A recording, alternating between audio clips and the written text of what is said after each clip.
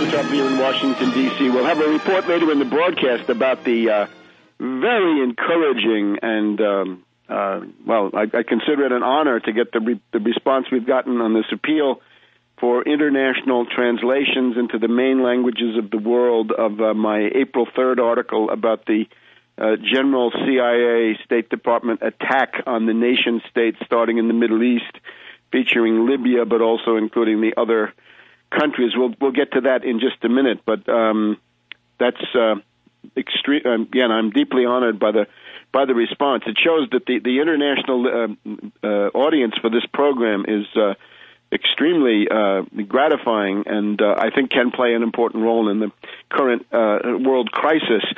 But getting back now to this domestic U.S. situation, which of course has immediate international repercussions. We've gone through now the question of the shutdown and the Obama capitulation plan.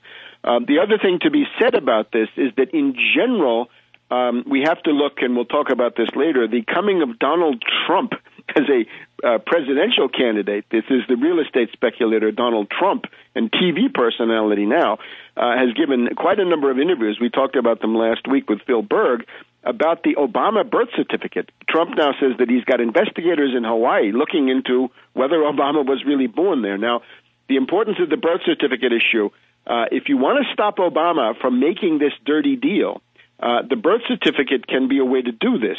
And I urge leftists, if you want to stop these wars, if you want to stop these capitulations, you want to stop more tax cuts for the rich and the destruction of the social safety net, take another look at that birth certificate issue. Obama is blackmailed, and this is how it's being done, to some degree anyway. There are other ways to blackmail Obama. Look back to 1998. Clinton was planning to make a dirty deal with Gingrich, to betray his own base for a dirty deal with Gingrich. The only thing that stopped this was the Monica Lewinsky scandal. Same thing might happen today. Obama looking for a dirty deal with Boehner, quite obvious. What might stop this is some kind of a scandal, and therefore Trump coming forward may be some kind of advantage going forward. We'll talk about this in just a minute. But now let's look, returning to economic policy, let's look a little bit beyond the government shutdown. We have now the actual program of the fanatic proto-fascist Republican Party delivered by the predator Congressman Paul Ryan of Wisconsin. Wisconsin, of course, a John Birch Society state, where the John Birch Society, the ultra-reactionaries of the 1950s and 60s, the lunatic fringe of those years, was based. Ryan comes forward now with his budget plan, and he says, this is not a budget, this is a cause. That's correct, and the cause is fascism, or neo-fascism.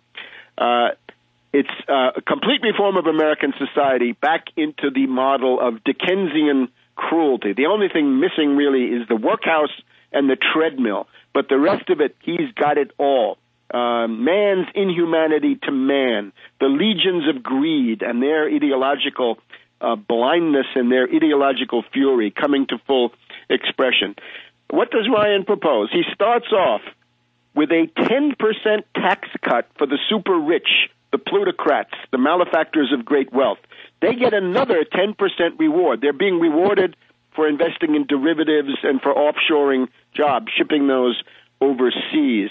This is on top of the Bush tax cuts for the rich, which Obama capitulated to last December. So another 10% tax cut. If you're getting $1 million a year, that's $100,000 more in possible tax savings. So this takes the tax rate for individuals and corporations from 35% to 25%. Now, this is supposed to be as part of a plan to balance the budget. This is ballooning, but it's ballooning all on the side of budget cuts. Now, how is this paid for? Well, let's start with Medicare. He destroys the Medicare program. He privatizes it. He reduces it to the level of a coupon, a voucher. I'm sorry. He calls it premium support. It is a voucher system. It says there will be no more Medicare. If you're over 65 and you qualify for the program, you'll get a coupon, or better yet, you'll be able to send a coupon to a private for-profit insurance company for a fixed sum. And that may be enough to pay for a policy, or it may not. The risk is shifted to you, sick, elderly person. The risk is shifted to you because if the voucher is not enough to pay for the policy, that's your problem. It's not the government's problem anymore. So he wants to wreck the program as it has been known, and it's also the case that as medical costs rise, there's no guarantee that the value of the coupon will. Let's also look at Medicaid. This is primarily thought of as a program for poor people run by the state so that low-income people get some medical care. That will be gutted.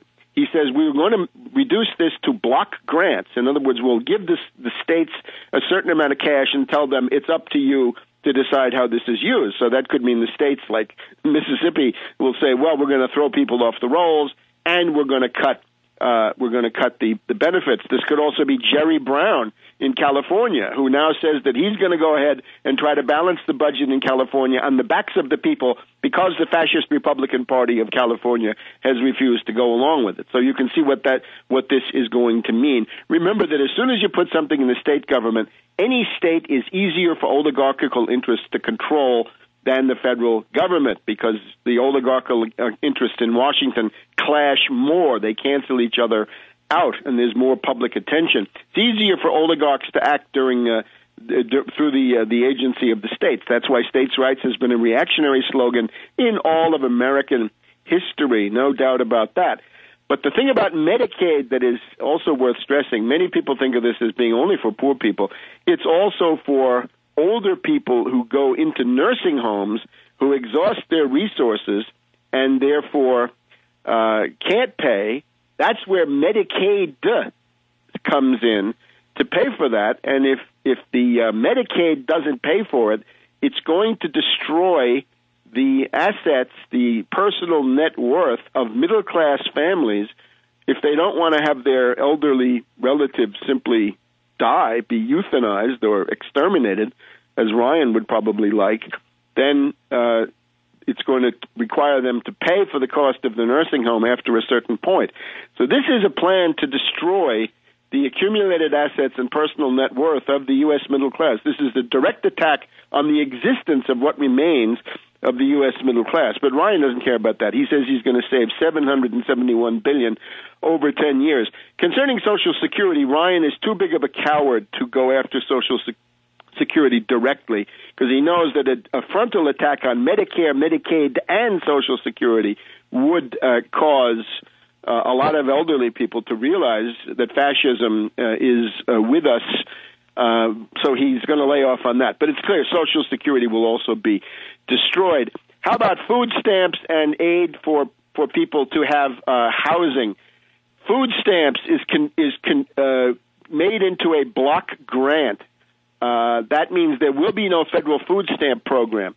The food stamp program is 45 million Americans, 15% of the population live on that. This is going to go on the chopping block with Ryan. Also, if there's aid to keep you in your home, that is capped. And both of these, the food stamps and the housing, are made dependent on slave labor. You'll have to work as a scab to undercut the existing employed population to drive down wages. How about something in the future? How about aid to education? If you're poor, one of the only ways to go to college is with a Pell Grant, and the Pell Grant is not generous. It's $5,000 or thereabouts per year, which just about gets you some kind of a hope to go to a community college or a low-cost state institution. This will be cut. Ryan says there's tuition inflation. College costs are going up too much. Notice the Republicans hate higher education. Remember, the Republican plan is really that 95% of the people who are now in college won't go. So they cut federal training programs and gut the Pell Grant program. This is Ryan. This is a declaration of war by finance plutocrats against the middle class. Back in a minute.